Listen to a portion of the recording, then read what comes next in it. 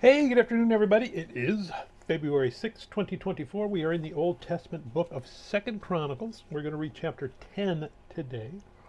Our chronicler is going to take us through this, start the story of Rehoboam, Solomon's son, and splitting of the kingdom between Israel and Judah. Now, one thing to notice is our chronicler doesn't spend a lot of time with Israel. He's focused on Judah. That's and again, chronicler always tells us, hey, you can go back and you can read what I'm leaving out. So he's not trying to hide anything, but his focus is this group of exiles that's come from Persia back to Jerusalem, and he's trying to tie them to everything that's come before in their history. He's trying to tie them to David. He's trying to tie them to the temple. He's trying to tie them to that. So that's why his emphasis is on Judah. As we read through here, when there are things that is the Israel kingdom and people associated with the northern kingdoms do, that's good, we get that. But again, his focus is southern kingdom and Judah. That's just what it is.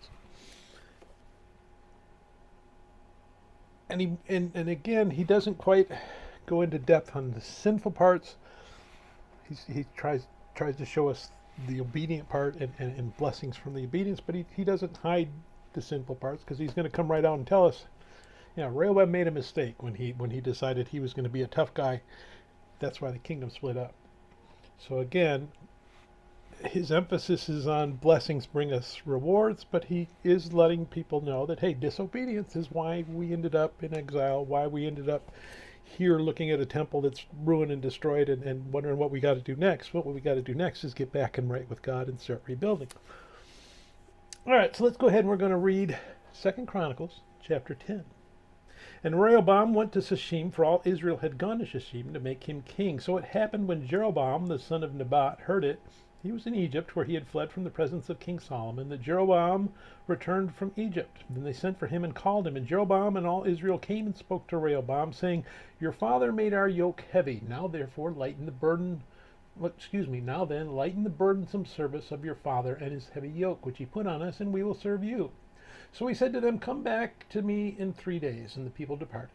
Then King Rehoboam consulted the elders who stood before his father Solomon while he still lived, saying, How do you advise me to answer these people? And they spoke to him, saying, If you are kind to these people and please them and speak good words to them, they will be your servants forever. But he rejected the advice which the elders had given him and consulted the young men who had grown up with him, who stood before him. And he said to them, What advice do you give? How should we answer this people who have spoken to me, saying, Lighten the yoke which your father put on us? Then the young men who had grown up with him spoke to him, saying, Thus you should speak to the people who have spoken to you, saying, Your father made our yoke heavy, but you make it lighter on us. Thus you shall say to them, My little finger shall be thicker than my father's waist. And now, whereas my father put a heavy yoke on you, I will add to your yoke. My father chastised you with whips, and I will chastise you with scourges.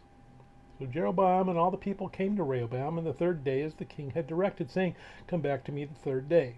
Then the king answered them roughly. King Rehoboam rejected the advice of the elders, and he spoke to them according to the advice of the young men, saying, My father made your yoke heavy, but I will add to it. My father chastised you with whips, but I will chastise you with scourges. So the king did not listen to the people. For the turn of events was from God, that the Lord might fulfill his word, which he had spoken by the hand of Ahijah the Shilonite to Jeroboam the son of Nebat. And when all Israel saw that the king did not listen to them, the people answered the king, saying, What share have we in David? We have no inheritance in the son of Jesse. Every man to your tents, O Israel. Now see to your own house, O David. So all Israel departed to their tents. But Rehoboam reigned over the children of Israel who dwelt in the cities of Judah. Then King Rehoboam sent Hadoram, who was in charge of a revenue, but the children of Israel stoned him with stones, and he died. Therefore King Rehoboam mounted his chariot in haste to flee to Jerusalem. So Israel has been in rebellion against the house of David to this day.